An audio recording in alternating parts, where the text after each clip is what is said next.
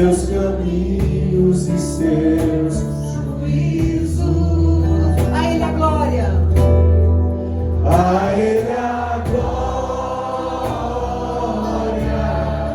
A Ele a glória. A Ele a glória. Pra sempre. Amém. Coisa linda. Vocês podem se sentar. Gente amada, esta é a nossa última reunião deste ano e a gente vai voltar só no início de 2025. No primeiro domingo de 2025 estaremos de volta. E vamos ficar com saudades uns dos outros.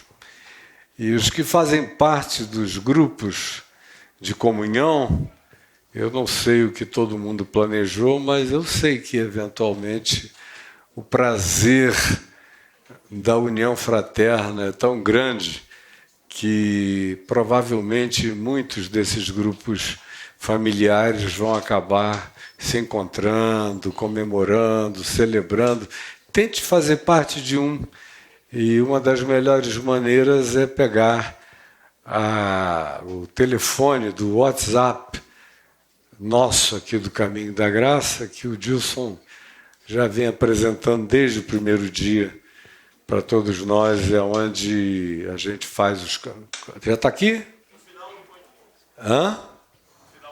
No final você põe de novo. Então, para todo mundo prestar atenção. O que é isso aqui? Eu pedi para postarem o texto de Mateus 21 e podem ir passando e chegando logo até ao versículo 7, por favor. E se puderem não desenhar tanto, fica melhor. Se ficar uma projeção mais não, olha aí, vocês não chegaram. É no 7, Lucas 21, verso 7. E, do contrário, eu vou esquecer, que é para não me atrapalhar, nem atrapalhar vocês. Mas chegaram aí?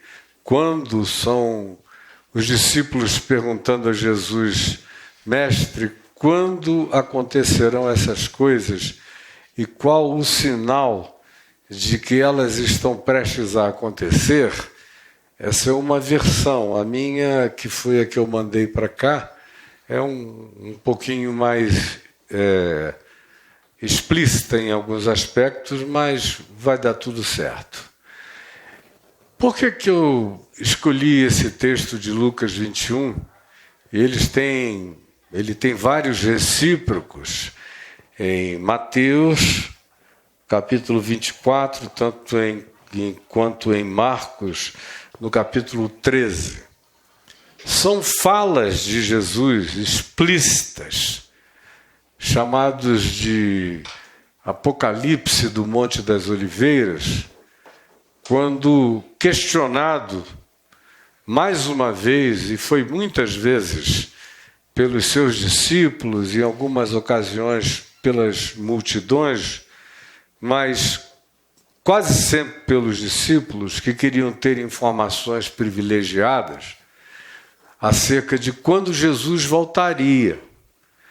Porque a coisa mais difícil durante o início do ministério de Jesus, até chegar ao fim, que isso aqui já é quase no fim, foi conseguir enfiar na cabeça daqueles 12 discípulos que ele teria que morrer, ser torturado, ser humilhado, ser levado à cruz, e então ressuscitaria no terceiro dia. Ele diz isso, e quem está me acompanhando toda terça, quarta e quinta no YouTube, nas minhas sequências de Mateus, eu sei que tem alguns aqui que não perdem, que estão lá direto, todo dia, ou se não podem na hora, vêm depois. Esses estão aprendendo 1 milhão de coisas que não dá e jamais vai dar para ensinar domingo à noite aqui. Aqui fica tudo muito menos profundo do que se você me acompanhar direto e verdadeiramente. Quem está me acompanhando lá já viu, e eu estou numa sequência de demonstrações sobre a dificuldade cognitiva daqueles apóstolos de entenderem as coisas. Jesus chega a se exaspera às vezes, diz: meu Deus, até quando eu estarei convosco, até quando vos sofrereis? Ou toda hora ele pergunta: o que é? Vocês não conseguem compreender? Tem problema cognitivo? Tem atraso, retardo de percepção, ou será algo como um coração endurecido, ou é incredulidade deliberada, mas não é possível.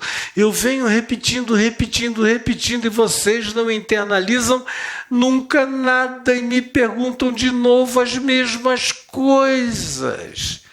E quando Jesus tocou no assunto de tortura, cruz, e em todas as ocasiões em que ele falou: o Filho do Homem será morto, isto e aquilo, torturado, maltratado, humilhado, crucificado, ele sempre concluiu dizendo: e ressuscitará ao terceiro dia. Sempre.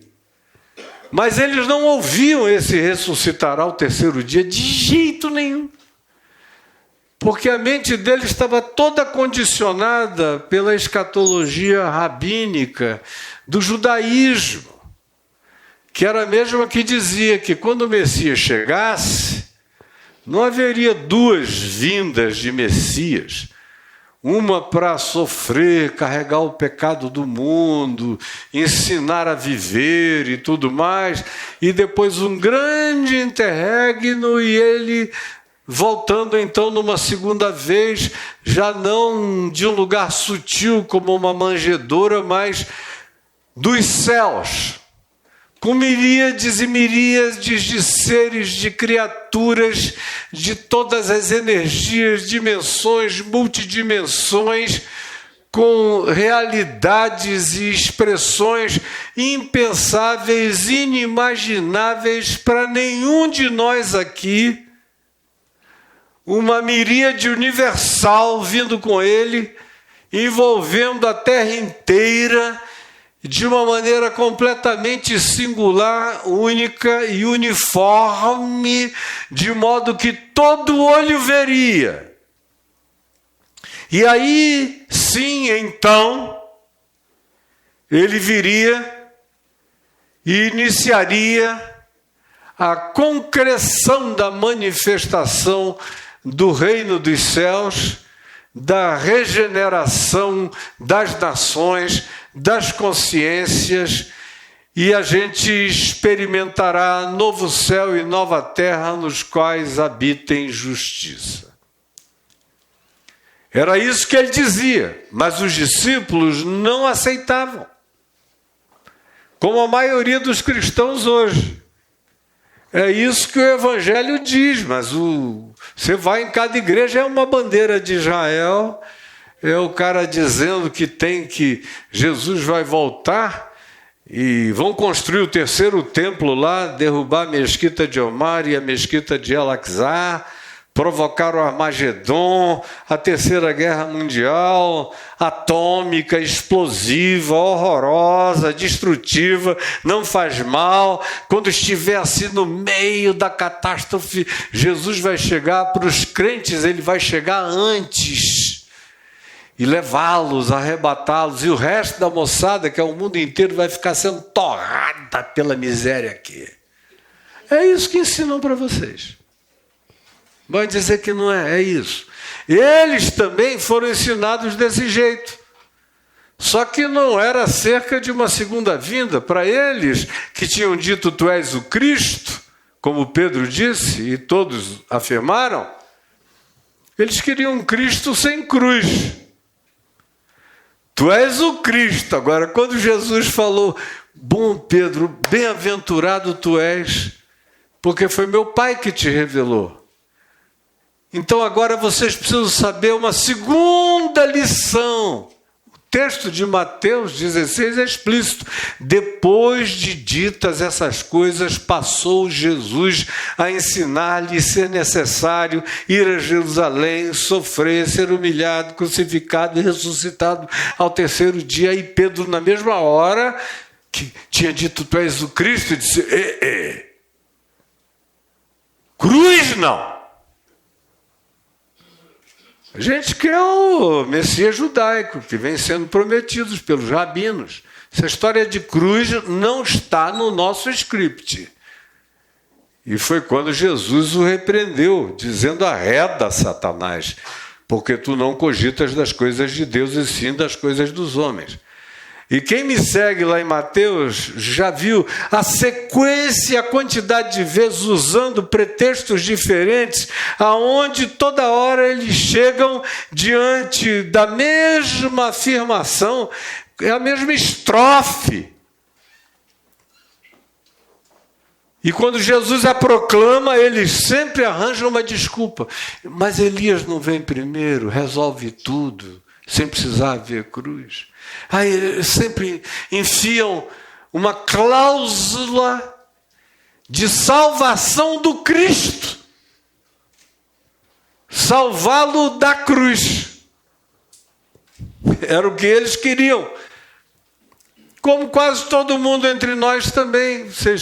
Qual foi a última vez que vocês foram a um lugar e alguém estava ensinando sobre o significado e a convergência cósmica universal, essencial do que aconteceu na cruz de Cristo? Dá azar.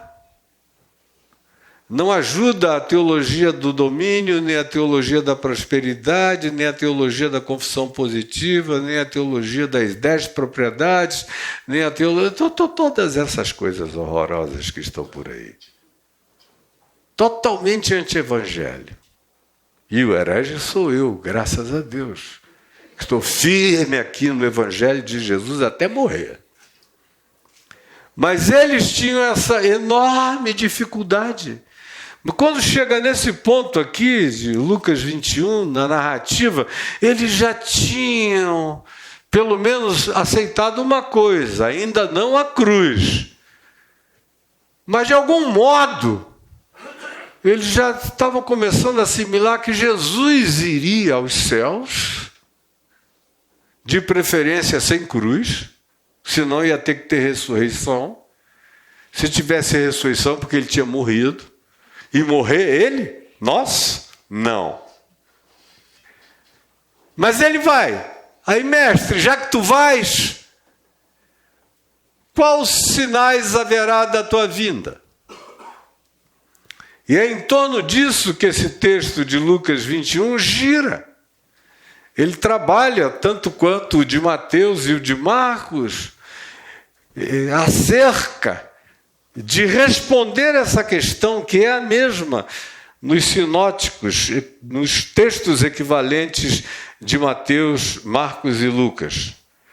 Mas eu que venho há mais de meio século lendo, estudando, vendo e olhando e analisando e ponderando e avaliando, há muitos anos, talvez há uns 40 anos, eu cheguei à conclusão de que não havia, dentre esses textos de Mateus e Marcos e também o de Lucas, nenhum que se comparasse na possibilidade de nos ajudar a ter uma cronologia dos fatos.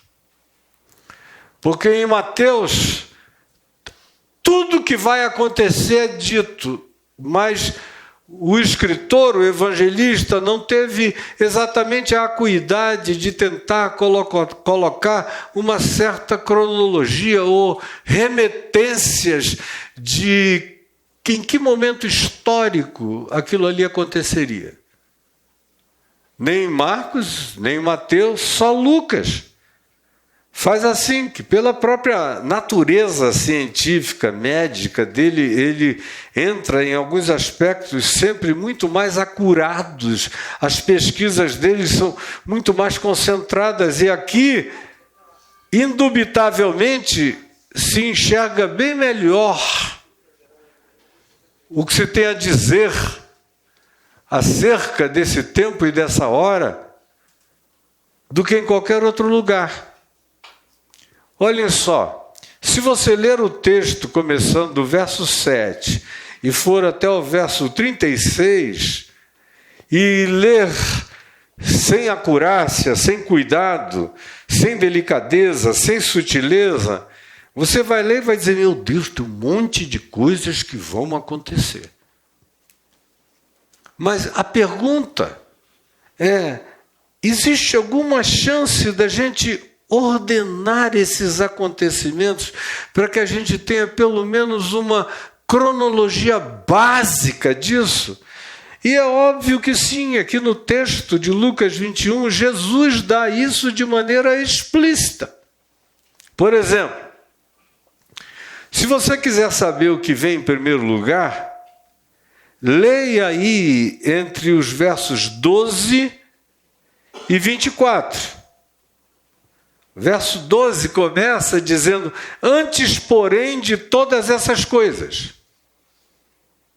Significando dizer que o que vai se dizer agora, posteriormente, era algo que precisava ser entendido que, do ponto de vista cronológico e histórico, vem antes. Vem antes. Não é por onde começa que começa. É onde se diz: antes, porém, disso que eu já falei, tem isto aqui, vem antes. E aí ele diz do verso 12 para frente: antes, porém, disso. Aí ele descreve do verso 12 até o verso 24 o que você que conhece a história, ou um pouco, pelo menos, do Novo Testamento, dado ao tempo decorrido, todo mundo deveria conhecer muito bem, mas a maioria não. Mas o que está dito aqui de 12 a 24 é o que aconteceu dos dias dele, da perseguição que sofreram os apóstolos, os discípulos, as mortes, as prisões, até o ano 70, antes disso, martírios de apóstolos variadamente. Começou com a morte de Estevão, a decapitação de Tiago, irmão de João, exílio de João na ilha de Patmos, já bem depois, em dias posteriores, dias de Domiciano. Mas antes disso, Pedro e Paulo mortos nos dias do imperador Nero, e uma quantidade brutal de cristãos perseguidos, e as sinagogas alvorecidas querendo fazer mal a eles. É um período intenso que aconteceu durante uns 40 anos iniciais, ainda teve um prosseguimento mais longo depois, em alguns surtos da mesma natureza. É o que está dito entre esses versos que eu pedi a vocês para, não memorizando, não sabendo, não tendo o texto aberto, pelo menos anotarem, para lerem depois. O que está dito entre o verso 12 e o verso 24, que termina com a destruição de Jerusalém. Alguém sabe que ano foi que Jerusalém foi destruída? 70, da nossa era. Termina por ali. Jerusalém vai ser completamente destruída. E até que o tempo dos gentios se complete, Jerusalém será pisada por todo mundo. E aí eu não tenho tempo, senão eu contaria para vocês a história desde o ano 70 até o dia de hoje, que eu sei todinha ela na minha cabeça e sei que é absolutamente coerente com o que Jesus disse que seria. De modo que, numa única afirmação, ele cobre um período histórico longo, de pelo menos 1900 anos. Agora, antes disso, ele diz: de todas essas coisas, respondendo ao que vocês perguntarem, ele disse: haverá uma proliferação, não só antes, mas durante todo esse período de enganadores, de falsos cristos, de anúncios escatológicos, como a gente acompanha desde a ressurreição de Jesus até os dias de hoje. Gente, grupos dizendo: sou eu, com os adventismos que marcam datas, fazem contas, calculam, deixam todo mundo em estupefação. O primeiro grande surto foi de um homem chamado Montano, logo no início das narrativas, no 2º século da história cristã, dizendo: chegou a hora, ou vamos subir nos montes. Outros dizendo: não, ele está no deserto. Jesus diz acerca de todas essas alternativas, tanto dos cristos quanto dos falsos profetas, fazendo previsão do dia, da hora, do mês, do ano, da época, da volta dele. Ele diz: não os sigais. Não os ouçam, mas é tudo que a maioria aqui não faz. Todo mundo é impressionado. Eu sei porque o povo me pergunta, meu Deus, então eu sei o que está acontecendo na cabeça da maioria dessas pessoas. É o que está dito aí entre os versos 8, 9, a afirmação dizendo: quando ouvirdes falar também de guerras e revoluções, não vos assusteis. Foi o que mais tivemos da queda do Império Romano para cá. Nas notícias históricas do Ocidente planetário, a gente não pode negar que a Bíblia é um livro do Oriente Médio e do Ocidente planetário mais do que qualquer outra coisa. Ela tem esse foco porque as pessoas são filhas do espaço-tempo e narram o que veem, o que sentem. Quando ouvirdes falar de guerras e revoluções, não vos assusteis. Foi o que a gente mais teve, mais se elaborou, mais se ideologizou no planeta inteiro. Pois é necessário que primeiro aconteçam essas coisas, mas o fim não será logo também não. E a gente atravessou e atravessa revoluções sobre revoluções, golpes. Não tem uma semana hoje em dia que não tenha golpe acontecendo no mundo inteiro, para todo lado, e a gente até naturalizou os golpes. Já não inclui mais em nenhuma leitura de olhos abertos acerca do que está acontecendo no planeta. Mas o fim, Jesus disse, não será logo. Em relação ao que está dito aqui nos versos 8 e 9. Aí a gente prossegue e ele diz quando será o fim, já que começou com a gente lendo ele dizendo: antes, porém, de todas essas coisas, verso 12, e a gente foi até o 24. Aí a gente volta para 8 e 9 e tem uma outra sequência coerente com o que aconteceu já na história passada e acontece também na história contemporânea. Aí a gente chega num terceiro momento da cronologia planetária, global, histórica e completamente coerente, tanto quanto foi o passado até aqui, também esta, na qual nós estamos vivendo agora, e terá seu tempo longo, como vocês viram aqui. Algumas tiveram períodos de séculos. Eu particularmente creio que essa última cortada na história, onde ele apresenta o cenário planetário, global, ele desparticulariza. E aí seria bom se vocês pusessem já no verso 20 do capítulo 21, vai ajudar Ponham no verso 20.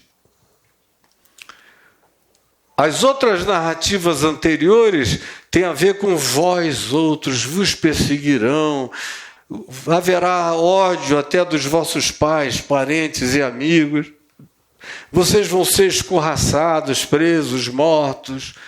Tudo tem uma existencialidade um pouco mais particularizada.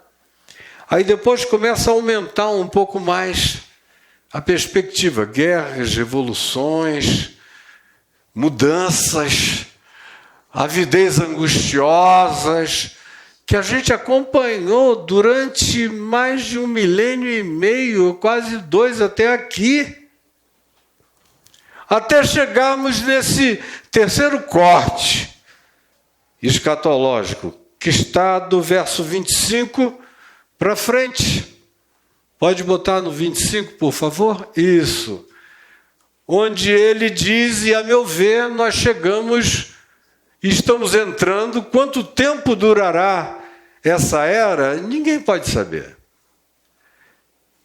E ele mesmo disse, quando os discípulos, de novo, numa outra ocasião, perguntaram a ele, mestre, agora aqui na intimidade, particularmente, uma informação gnóstica, só para nós.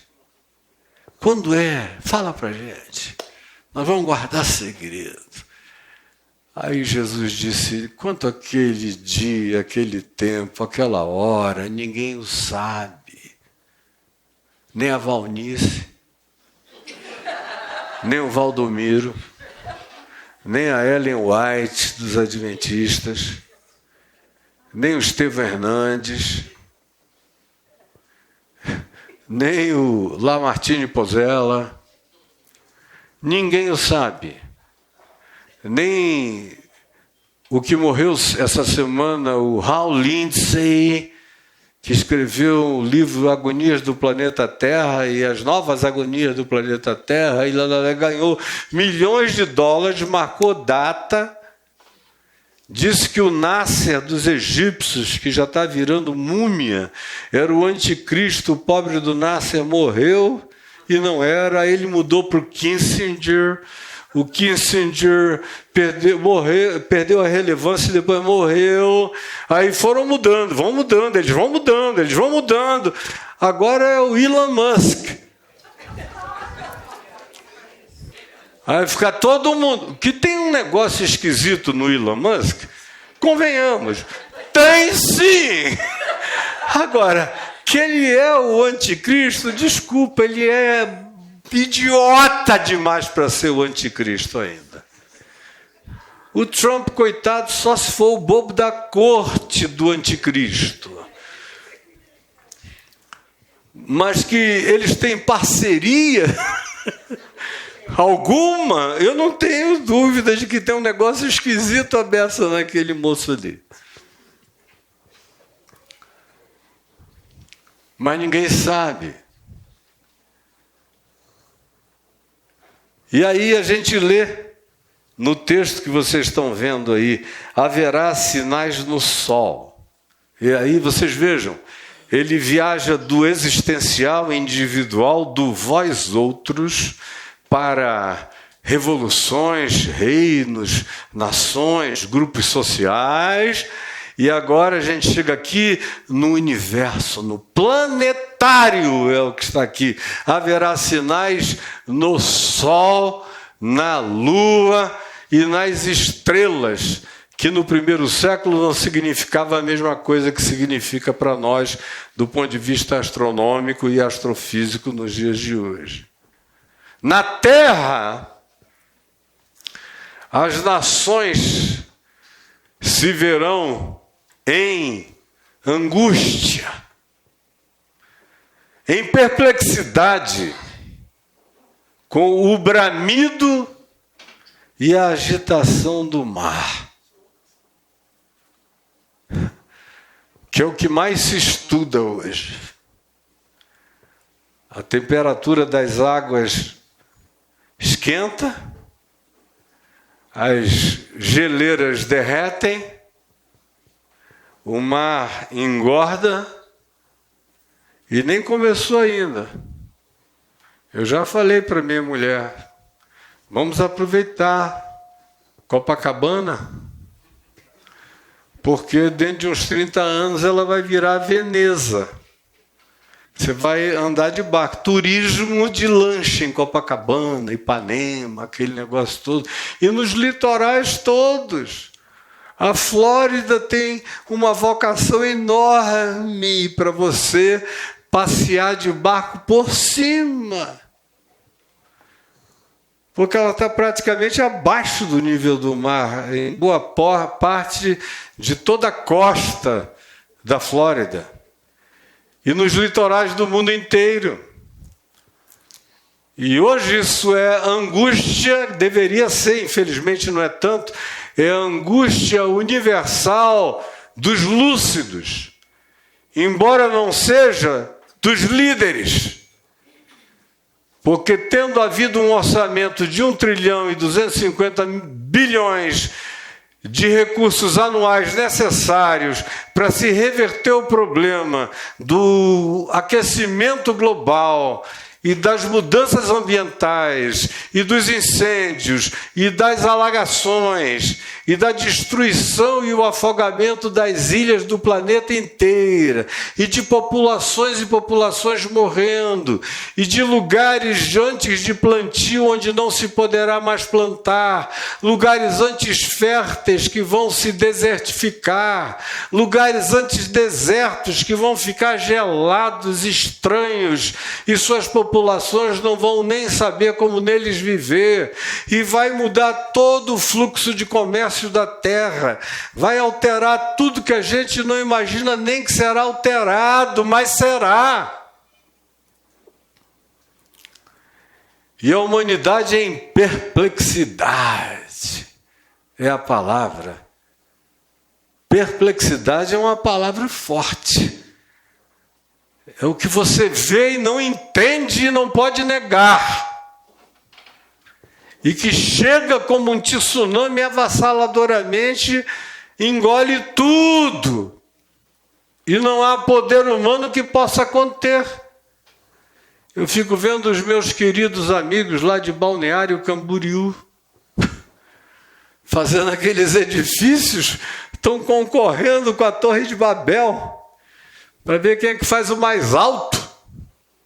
Não, o nosso vai ser de 500 metros. Aí tinha um candidato a prefeito que queria fazer um prédio de 1 quilômetro de altura em São Paulo.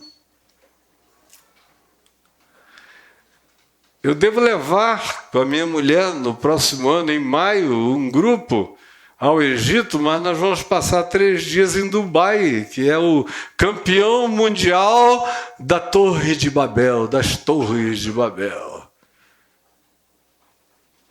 Aqueles bilhões, trilhões gastos ali não vão sobreviver o fluxo das mudanças climáticas que vão alterar tudo. Até lá vocês estão vendo que tem havido enchentes que eles não poderiam nem imaginar de onde está vindo, e as águas alagando para todos os lados. Só que vai chegar uma hora em que isso não vai ser uma estação, aí dá uma aliviada, como aqui entre nós. Eu estava na Turquia com alguns de vocês aqui. Eu abria a internet e só via aqueles cenários apocalípticos em Brasília. Fogo, fogo, fogo. Povo sem conseguir respirar. Isso aqui, desculpem a expressão, é o pãozinho da calamidade inicial. Não é nada. O que vem por aí, a gente está preferindo nem pensar no assunto, porque a gente não gosta de realidade. A gente prefere viver como uma avestruz com a cabeça no buraco e aquele bumbunzão todo para fora, esquecido de que atrás vem chumbo. Chumbo grosso. A terra em perplexidade com o bramido e a agitação do mar. Onde é que na história humana, na literatura universal, você viu alguém ter essa perspectiva tão cortantemente exata trata do que hoje faz parte das pautas da nossa discussão, quando se trata de gente lúcida, consciente e preocupada com a preservação ambiental e planetária. Aí ele prossegue e diz: haverá homens, mulheres, seres humanos que desmaiarão de terror.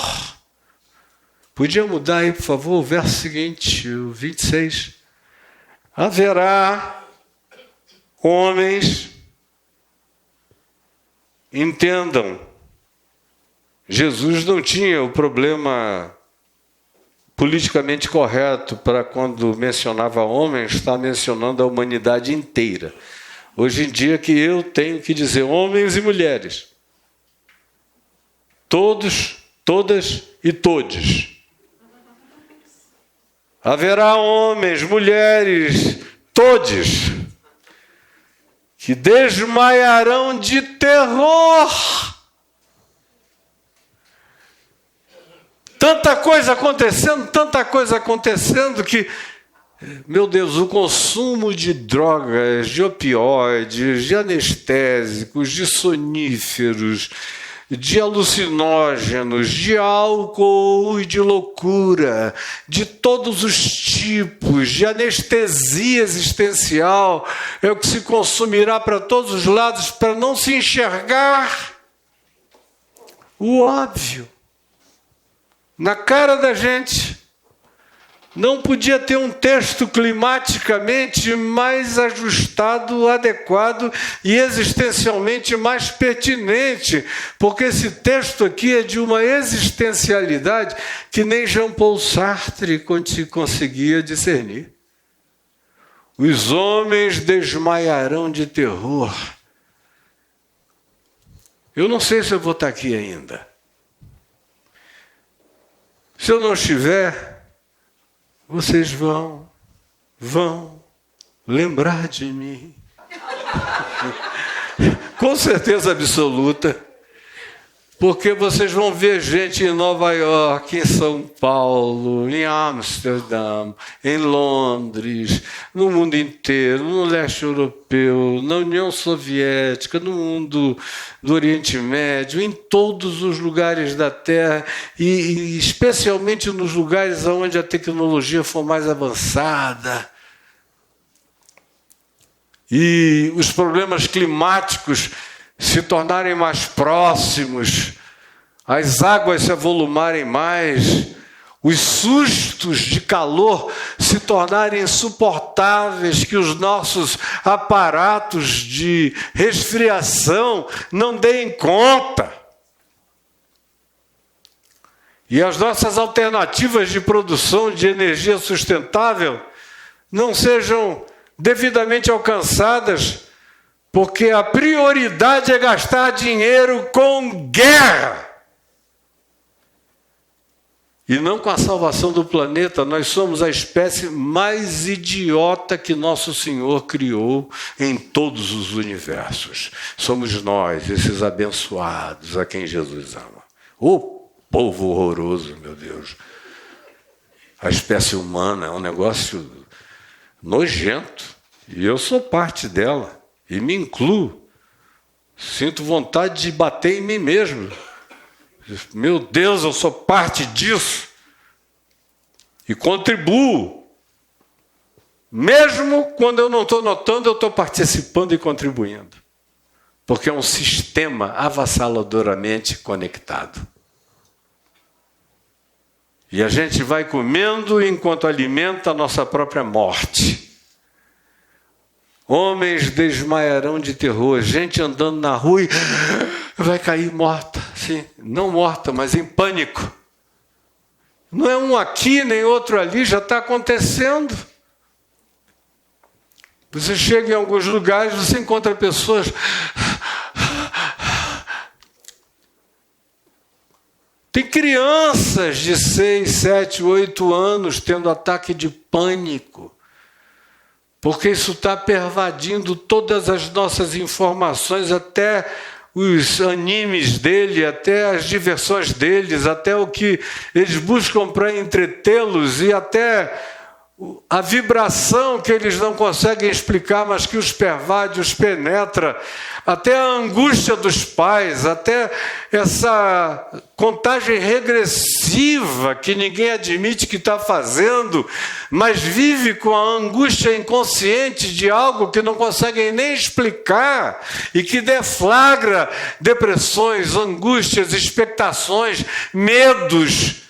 E vai chegar uma hora e vocês vão ver que vai ser notícia universal, um novo fenômeno. Os seres humanos desmaiando no trabalho, na rua, no parque. O piloto do avião no avião de angústia, porque ninguém vai conseguir fugir desse clima tão cósmico, tão universal, tão palpável, tão inegável, tão horroroso, tão queimante, respirando o irrespirável e assistindo o que antes fora o planeta que deveria ter sido apelidado de planeta Éden, porque era um jardim lindo e a gente conseguiu transformar numa bomba relógio com poder de explodir simultaneamente a humanidade toda, sem deixar ninguém de fora. E não adianta dizer vou mudar para Brasília, que está a 1.200 metros de altitude, porque quanto mais alto for, mais quente será. Vai torrar. Quem está embaixo vai afogar, quem está em cima vai torrar. Não vai ter lugar, como Jesus disse, naquele dia os homens, e o Apocalipse repete, dirão montes cair sobre nós, porque não tem lugar para a gente se defender. Os homens desmaiarão de terror. Só não vai ter trabalho à beça para os psicólogos e para os psicanalistas, porque eles vão desmaiar também. Porque quem não tem essa esperança, bau.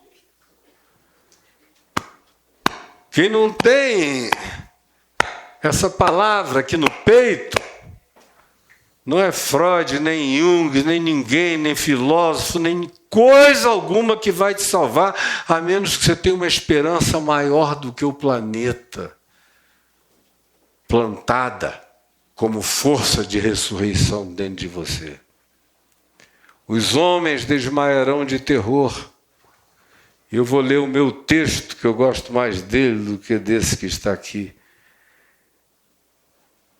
Sobre a terra angústia, entre as nações em perplexidade por causa do bramido, do mar e das ondas, haverá seres humanos que desmaiarão de terror pela expectativa. Vai chegar uma hora em que não vai dar para esconder mais a cabeça no buraco. Você vai ser forçado a olhar em volta. Quando chegar esse dia, será um dia de terror. Uma era de terror para a Terra. E os seres humanos desmaiarão de terror. Essa é uma expressão extremamente forte. Os homens desmaiarão de pânico, de terror, apreensivos com o que estará sobrevindo ao mundo. A minha versão nos diz que eles desmaiarão de terror pela expectativa das coisas que sobrevirão ao mundo, pois haverá uma desconexão na fenomenologia que nos mantém inteiros. Vocês sabiam que todo o equilíbrio do planeta Terra, fora as trilhões de conexões mínimas, que a maioria vai vivendo sem nem se dar conta, mas que são 122 fenômenos básicos que se entrelaçam para que isso aqui funcione como uma máquina. Para que o nosso movimento de precessão, enquanto a gente volta, seja 23 graus para um lado, 23 graus para o outro, 23 graus para um lado, 23 graus para o outro. Se fosse 24, já caotizava tudo. E a volta de 26 mil anos para fazer esse processo exata. Tudo exato. Tudo perfeito. Tudo equilibrado.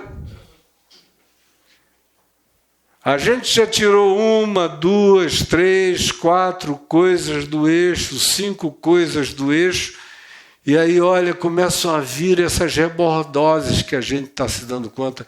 Imagina se a gente tirar um pouco mais, que é o que Jesus diz.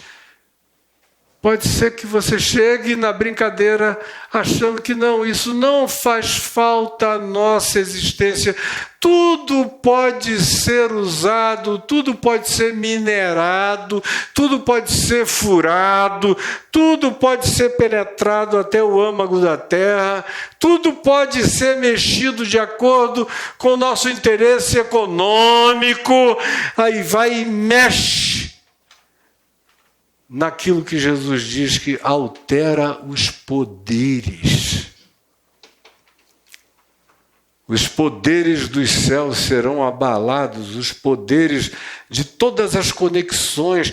Nós somos um ente absolutamente múltiplo de fenomenologias encaixadas, conectadas e perfeitas. E a gente está tirando coluna. Não, tira essa daqui. Vai dar uma grana se a gente tirar essa aqui, transformar isso, vai dar... Aí vai lá você e elege o cara, presidente do mundo. Porque agora a economia vai melhorar. Pelo amor de Jesus, nem só de pão vive o homem, mas de toda a palavra que sai da boca de Deus. Eu tenho pena daqueles que decidem o que escolhem baseados só em economia. Antes de tudo, decida baseado no que aquilo significa para a vida, não só para a sua, seu egoísta, narcisista, mas para a humanidade como um todo. Quem não tem essa visão vai ser torrado pela execução das suas próprias ambições. E aí o texto prossegue nos dizendo, pois os poderes dos céus serão abalados. É na hora em que tudo que funciona vai deixar de funcionar. E a natureza vai se transformar em algo completamente louco aos nossos sentidos, sem nenhum poder de previsibilidade de nenhuma natureza. Aí quando se atinge esse ponto, o caos está estabelecido. No texto de Mateus tem alguns acréscimos interessantes. Diz que haverá não só sinais no sol, na lua e nas estrelas, mas também diz que haverá muitos sinais nos céus e dos céus. Coisas inexplicáveis para lá e para cá acontecendo toda hora, de um jeito diferente, aqui, ali, acolá, e aumentando, e aumentando, e aumentando, e perplexificando os seres humanos, sinais dos e nos céus. Os dois céus são fenomenologias astrofísicas que aparentemente saem da harmonia e nos assustam para lá e para cá, com a tendência que isso aconteça nas próximas décadas. E os sinais nos céus são coisas inexplicáveis que não se sabe de onde vêm, nem por que estão aqui, e ninguém consegue atingi-las. Elas brincam com a gente até o dia em que vão tomar dimensões enormes, apavorantes.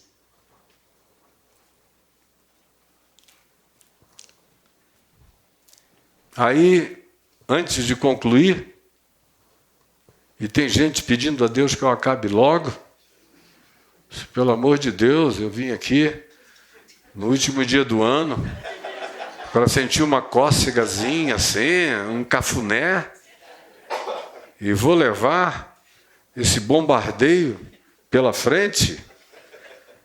Eu estou aqui para perturbar o seu final de ano. Esse é o meu réveillon para vocês, meus irmãos. Jesus disse que haveria alguns sinais sutis. Número 1, ele disse que o amor se esfriaria de quase todos nesse período. Pai já não ama naturalmente o seu filho, a menos que você tasque uma Maria da Penha, uma pensão nele, ameace de prisão. A morte do macho, do pai, da figura parental masculina, é um dos sinais escatológicos dessa era. A morte da mãe também, que vem bem depois, mas quando você vê mãe perdendo amor, é porque o sol está escurecendo e a lua não sabe mais o seu lugar. E a gente já vê isso acontecendo para todo lado. Paulo diz que antes da volta do Senhor viria a apostasia. Está lá na primeira epístola dele aos Tessalonicenses, onde a verdadeira fé seria diluída completamente. E os seres humanos inventariam, criariam, desenvolveriam loucuras com as quais se enganariam para se afastarem. E a palavra apostates no grego significa ir ficando longe de, cada vez mais distante do original, do verdadeiro, sem nem perceber. E é onde estamos vivendo hoje, cada dia mais para longe de um Cristo, do Cristo original, e abraçando um Cristo que é um verdadeiro diabo e anticristo. Tem esse nome de Jesus, mas não é o Cristo do Evangelho. E Jesus também disse sutilmente: enquanto isto, o Evangelho do Reino precisa ser pregado em todas as etnias do mundo. E o Evangelho não é essa coisa que os missionários levam para fazer presbiterianos, batistas, adventistas, católicos. Então, isso aí é catequese do cristianismo, não é Evangelho do Reino de Deus. Esses dias eu fiquei numa alegria enorme, estou preparando o grupo que vai comigo para Dubai e para o Egito, para uma viagem extraordinária, bíblica, por dentro do Egito. Eu vou levá-los lá no bairro copto do Cairo, numa igreja de cristãos coptos, que são dos mais primitivos, estão presentes aí há praticamente 2000 anos de continuidade, que hoje estão sofrendo uma invasão de alegria do Espírito Santo, estão se reunindo num lugar chamado A Caverna. E são cerca de 20, 25 mil dentro daquele buraco, a caverna, cantando e louvando em espírito e em verdade, como eu jamais pensei nas minhas muitas idas ao Egito, onde no máximo eu encontrava alguns amigos cristãos e que eram queridos meus, mas todo mundo reclamando de dificuldade, de perseguição aqui, de coibição ali, de restrição de todos os lados. De repente, no bairro copto tem essa explosão daquele povo em adoração. Lá no Egito. E será esse evangelho do reino pregado nas geografias inimagináveis. Como uma das igrejas que mais crescem na face da terra, está no Irã. Cresce com sinal, com linguagem de braille, de surdo-mudo.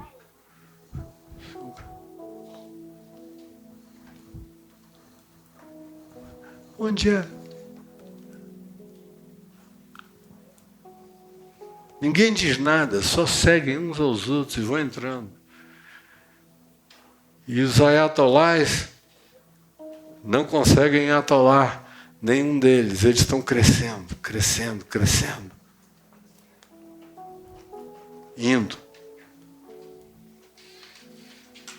Como esses todos que se preocupam com o destino do planeta, da natureza, são profetas do Evangelho, são entes do Apocalipse.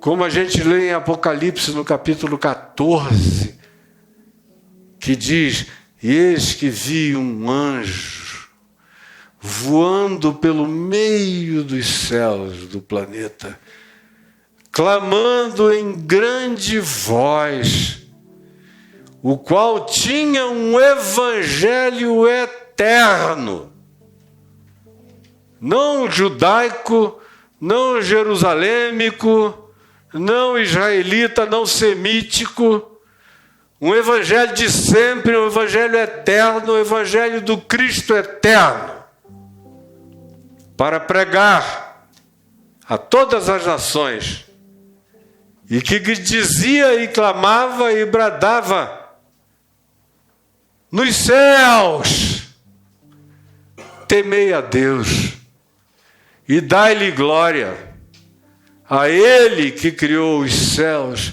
a terra, os mares e todas as fontes das águas. Olha que evangelho mais ecológico, de preservação da criação de Deus, de profecia, dizendo: não brinquem com o que Deus fez, porque isso vai voltar na cara de vocês. E eu vejo os anunciantes dessa boa nova, a maioria deles são odiados pelos cristãos, são acusados de serem ateus, de serem tudo que os crentes acusam o resto da humanidade de ser, porque graças a Deus a humanidade toda não é crente, senão a gente estava perdido mais rapidamente. Graças a Deus pelos Greenpeace, um monte de outras entidades que estão lá trabalhando, gritando: pelo amor de Deus, parem, ajudem, senão vão plantar árvore, vamos fazer aqui mata ciliar, vamos ver se a gente não deixa chegar gente, enquanto você... não, esse tempo até já passou. Eu sinto até saudade do tempo que você não fazia nada, mas passava o dia assim com a mão para cima, dizendo: te amo, Jesus. Nem chegava o próximo, nem a árvore, nada, mas pelo menos você não era perverso. Mas hoje, meu Deus, um dos grupos mais alienados, mais abjetos e que mais perversificam a criação de Deus, somos nós, os cristãos. E que elegemos líderes que odeiam árvores, que odeiam água, fonte de água, que amam poluição, que querem furar buraco. São esses que vocês aplaudem. Vamos lá, porque a economia vai melhorar. Para que economia boa no inferno? Me diga. Porque o que a gente está criando é o inferno. Não deu para entender ainda? Agora, tudo o que Jesus diz sobre o fim do mundo não é um fatalismo inadiável. Ele trata isso aqui de maneira fatalista, com linguagem fatalista, não porque ele deseja que assim seja, é porque a corroboração da natureza humana, desde que a gente detecta o ser humano andando sobre o planeta, é uma expressão de natureza autodestrutiva. Então, sendo nós como nós temos sido, o Evangelho garante que isso será irreversível e inevitável, a menos que nós todos mudássemos de atitude, mas a gente não quer mudar. Tem gente que vai sair daqui dizendo: meu Deus, que mensagem forte. Mas vamos continuar vivendo as nossas vidas, aumentando o volume da calamidade todo dia, de todos os modos e de todas as formas.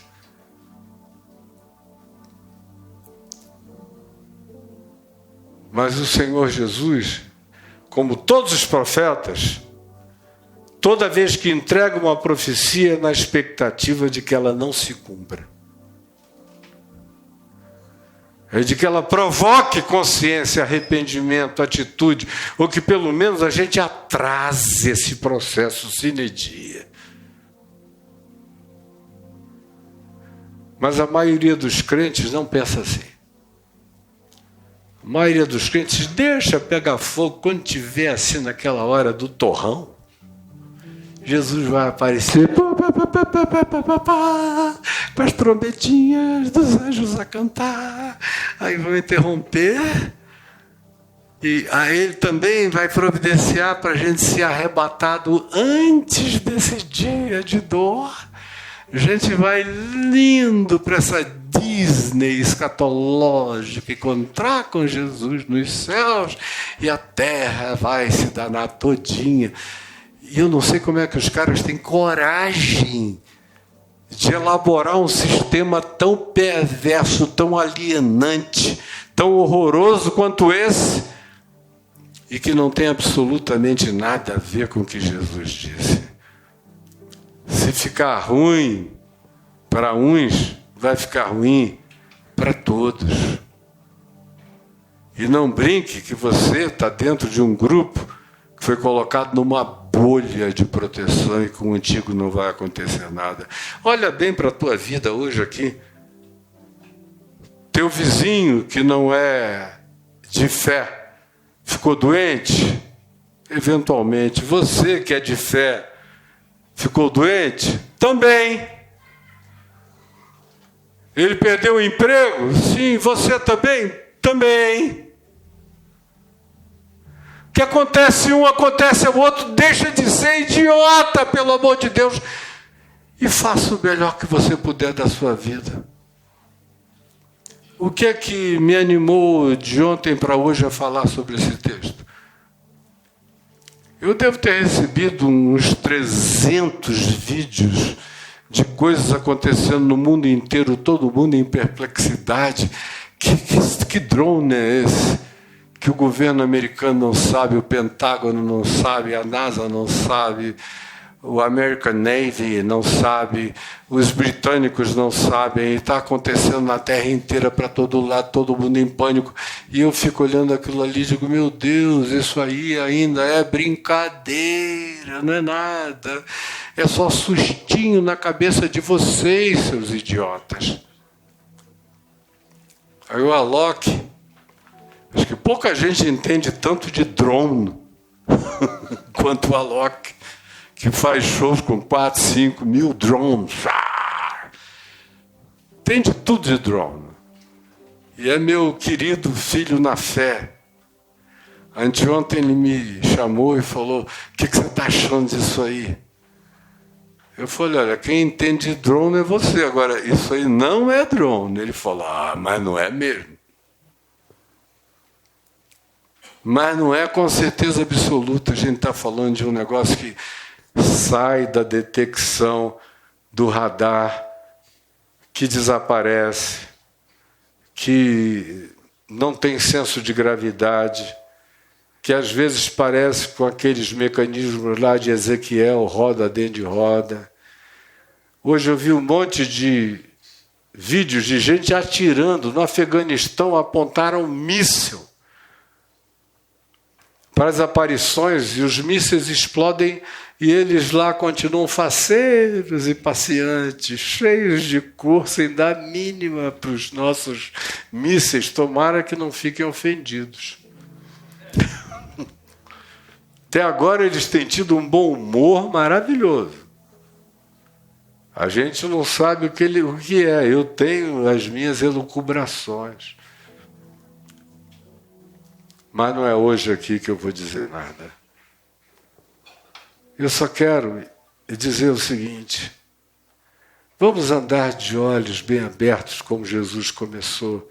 Vede É a primeira palavra que ele diz: vede, vigiai, abra os olhos, estejam atentos, não se alienem, leiam os fatos, preparem o coração, não se desesperem, vocês têm esperança, o coração de vocês está ancorado na minha fidelidade, na minha palavra, na minha salvação, na minha graça, no meu resgate.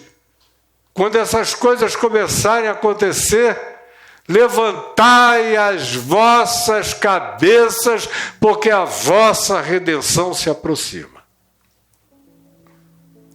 E eu estou dizendo que esses fenômenos contemporâneos são alguma coisa? Não, eles são só cócegas escatológicas. O que vem com os anos, com os tempos, com as décadas. Deus sabe que eu gostaria de ter mais anos, porque eu não tenho medo de nada, eu olho para isso na cara. Porque eu sei que não há poder, nem principado, nem potestades, nem coisas do presente, nem do porvir, nem altura, nem profundidade, nem qualquer outra criatura de qualquer natureza ou energia que possa me separar do amor de Deus que está em Cristo Jesus. Mas os nossos netos e bisnetos vão ficar cara a cara com coisas que vocês nunca imaginaram. Deus vem me preparando desde os 14 anos de idade para isso, quando eu vi a primeira vez e não tive a menor dúvida de que se tratava de uma esfera viva na minha cara. Eu, meu pai e 13 amigos, num céu azul, no caminho de Itaperuna, no estado do Rio de Janeiro, e a gente, aquela coisa que veio, pá! Parou na nossa cara enorme. E eu falei para o meu pai, parece que está me vendo. Sem solda, sem rebite, sem nada. O próprio ente parecia uma coisa viva em si. Depois eu já pastor em Manaus, aquela coisa monstruosa, que não eram essas bobagens que estão mostrando aí na internet. Era um ente monstruoso em cima do Rio Negro, parado durante quase 1 hora. Todo mundo que não estava dormindo viu. Era 7 horas da noite. Eu já estou há 50 anos ou mais, 60 anos, lidando com isso com naturalidade. Para mim não é um problema, é só uma certeza a mais que eu tenho. E me preparo para tudo isso todo dia há muitos anos. De modo que nada disso me assusta. Eu não gostaria que você fosse desses que desmaiassem de terror, que entrassem em perplexidade, que ficassem doentes da alma, com medo de tudo, com medo de viver, com medo do que vem pela frente. A gente tem que entregar a mente para ficar tomada pelo Evangelho de Jesus e andarmos cheios de esperança e, no que nos diz respeito, fazermos todo dia a nossa parte de limpeza do planeta, ao compartilhamento e ao testemunho da nossa esperança em Cristo com todas as pessoas, sem chatice religiosa, falando do amor de Deus por todos os seres humanos e não apenas pelos crentezinhos do Ocidente americano, latino-americanos, brasileiros e de Angola e Moçambique. Pelo amor de Deus, Deus é o Deus de toda a humanidade. E Ele não faz acepção de pessoas. E Ele ama a todos. Age por meio de todos, está em todos. Os que são os seres humanos que cantaram no nascimento de Jesus, aqueles seres de boa vontade. Os seres de boa vontade vão entender o que eu estou dizendo hoje. Vamos ficar em pé. Não fique triste comigo, não. Vamos pegar nas mãos uns dos outros e fechar o corredor. Olha só, que estratégia boa para não deixar ninguém sair, né? Ainda temos a ceia. Então não tenho pressa. Repitam comigo esta oração.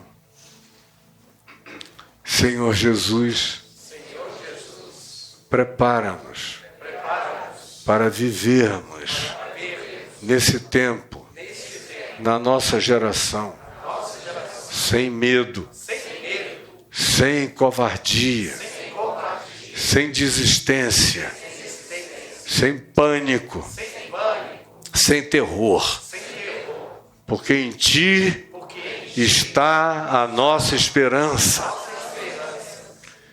e nós exultamos em Ti. Queremos fazer tudo o que nos seja pertinente. Queremos adiar a maldade na terra. E queremos ao mesmo tempo, pelo Evangelho, pela prática do amor, vermos a humanidade ter alguma esperança. Até que volte o Senhor. Em nome de Jesus. Amém. Agora, se eu não estiver vivo aqui quando Ele voltar para o mundo inteiro, não interessa, porque no dia que chegar a minha hora eu vou voltar para Ele e vai dar no mesmo. E você também. Ou Ele está vindo para a gente, ou a gente está vindo para Ele. E eu tenho e estou, pela misericórdia dEle, preparado para qualquer das duas alternativas. Ou eu indo, Ele vindo, nós somos um do outro. Quer pois vivamos ou morramos, nós somos do Senhor. Em nome de Jesus. Amém.